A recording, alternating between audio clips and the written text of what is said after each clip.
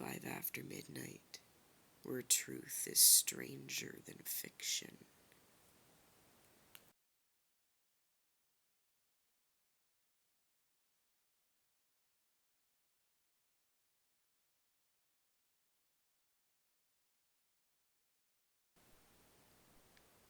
Number 1.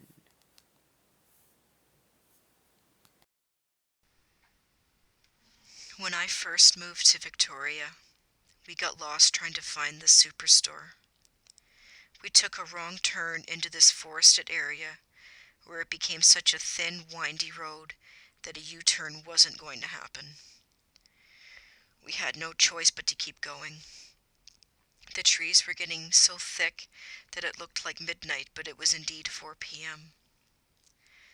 Out of nowhere, an unmarked white van almost hits us, tearing out on the opposite direction. I quickly swerve over as much as possible and end up running over the bushes while the van wings by. I tell my girlfriend there's got to be a place to turn around. We keep driving, and not 10 seconds later, the van that passed us is now tailgating me. At this point, all I can think is serial killer. My girlfriend begins to panic. I ease off the gas more, and he hangs back. His lights go out.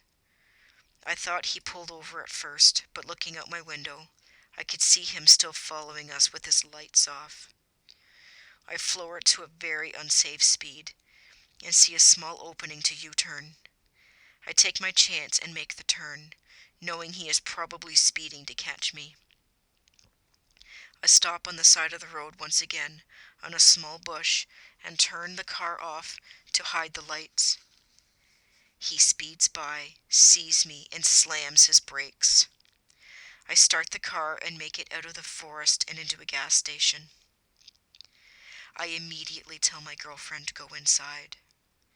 We get inside, and the van pulls into the gas station and looks at me. His windows were tinted, so all I could make out was long hair and a short beard.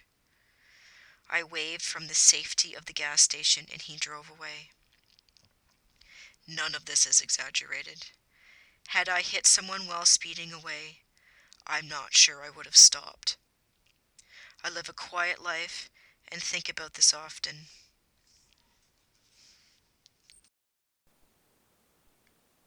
Number 2. I was out hunting in northern Ontario. No roads except for a logging road within 130 kilometers.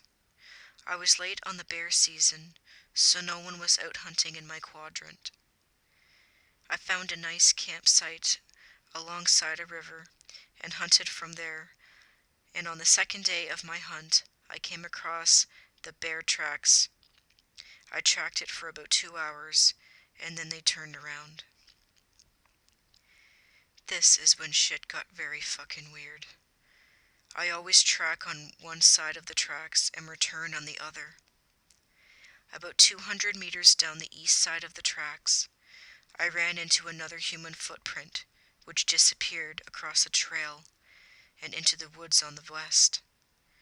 My dog, which is a Czech wolf dog, didn't seem to smell anything, so I returned to camp with minimal concern.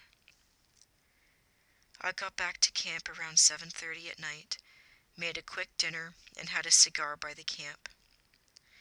At around midnight, I heard a snap of a branch. After hunting for 20 years, only 2 things snap branches: bears and humans. I grabbed my firearm and a flashlight and went out after the noise. Every 100 yards, I would scan with a flashlight. My dog freaked, started growling, and advancing into the woods slowly.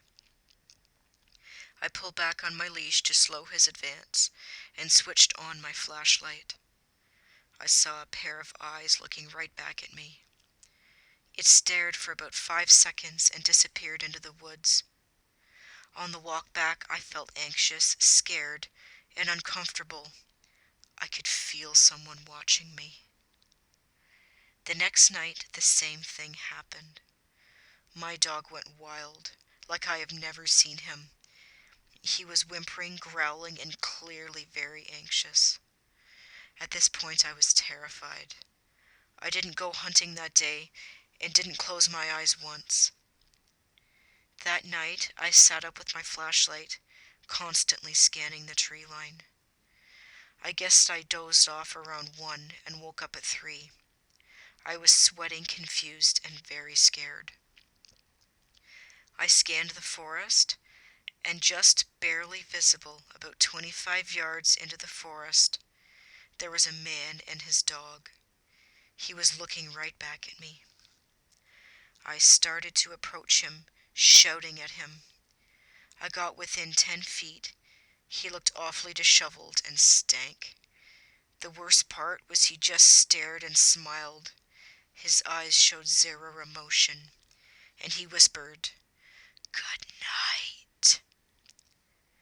I ran back up to my tent, packed it up, and loaded it into the trailer of the ATV and drove out of there. Number 3.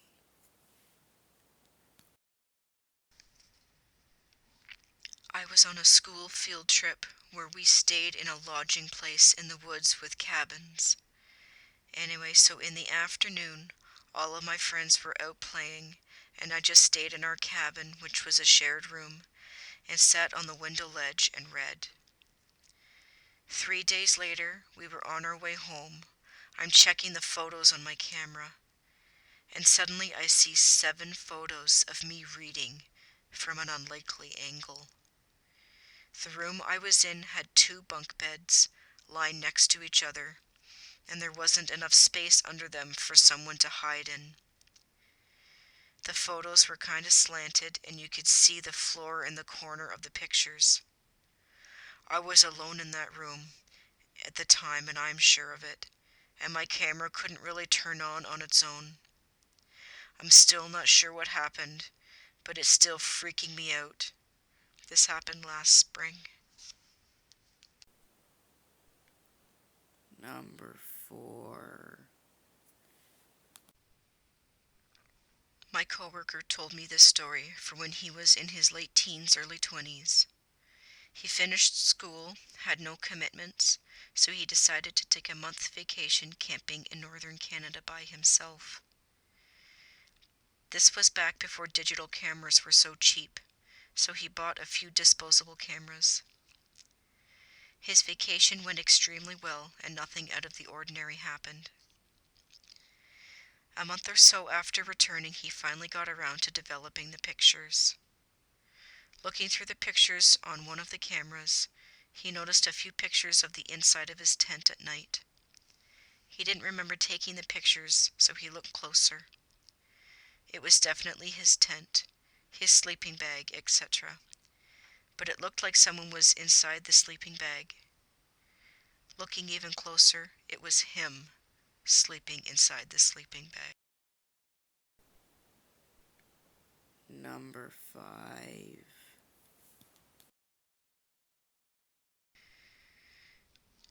Alright, so this might be a little hard for some people to believe, but here it goes. So it's me and my close friend. His name is Bob. We used to drive up to this desert and go spelunking in the old abandoned mines around there. So it's a few days past Thanksgiving in 2004, and we're getting ready to go up for a week. We pack our usual water bottles, a few jugs of water, canned and dry foods, 2 cots, 2 sleeping bags, and some firewood. So we make the long drive up there and set up camp outside of this one mine. So we're pretty fucking remote. Now, I'm not normally the type of person to get spooked or feel things, but I felt fucking creeped out the second I got there. I didn't mention it to Bob because he usually gets dicky about that sort of thing, so I just kept it to myself. So we set up our cots on the ground and go to sleep. I'm feeling a little more comfortable now because I've been there for a while and it seems normal. So I drift off to sleep. Now this is where things start to get weird. I had vivid dreams of demons possessing my family that night. I dreamed that I was walking into my mother's room and her eyes were glazed and she was speaking gibberish. Exorcist kind of shit. I didn't sleep that well, but today we were going into the mine, so anyway, we threw on our backpacks and headlamps, loaded up with some water and food, and headed on in. Now this mine is pretty simple. It has a few drifts, but most were dead ends, so not far from the main tunnel. Pretty bland stuff, a few piles of garbage, and the track was all torn out from the main raft. Rather boring, really. So we get to the main shaft, which was neat. In this mine, the shaft is at like an 80-degree angle or so, which is nice for climbing because you can lean forward and take breaks. There is also a huge metal cart thing that used to be pulled up and down the shaft to carry out ore and rubble and shit. So anyway, we start climbing down because deep inside mines is where all the cool shit is. People loot all the artifacts they can from these mines and sell them to antique shops. Tweakers will even break into the electronics in mines and steal copper to sell. I found meth stashes and meth lab remains in mines before. Very creepy shit. It takes us about 10 to 15 minutes to go towards the bottom. But before we get there, I started to notice a faint rotting smell. We both started getting creeped out by this shit, but we kept on climbing because we were there to explore, so fuck it. The smell only got stronger as we got deeper. Fuck, man. This is a fucking 11 out of 10 already on the weird meter for me. There is hardly any life in this area of the world, so I'm weirded out that there's something dead down here. We get to the bottom, finally, and I look around. The smell is overwhelming, but we see nothing. We take the tunnel to the right, walk around another corner, and we see it. It's a dead dog, not a coyote. It was some mutt that's in full fucking rot. This is weird enough, but this thing's been fucking eviscerated, sliced open and shit. Definitely not a natural death. I think we figured some guy had taken his dog in and it fell or something and got fucked up in the fall. I still don't know why we didn't nope the fuck out of there. Anyway, bravery and stupidity got the best of us, and we went down the tunnel. The smell never really quite left, but we figured it was just leftover smell from the dog. We thought this until we came upon a whitewashed wooden door built into the tunnel. Fucking amen. What we found brings chills and gives me fucking nightmares. Bob was in front and he opened the door first and let out a slightly terrified, "What the fuck, man?" Opening the door let out this giant blast of putrid death and rot. Bob threw up within seconds. Inside this small room was a fucking rotting organs and bones and shit. None of them were human.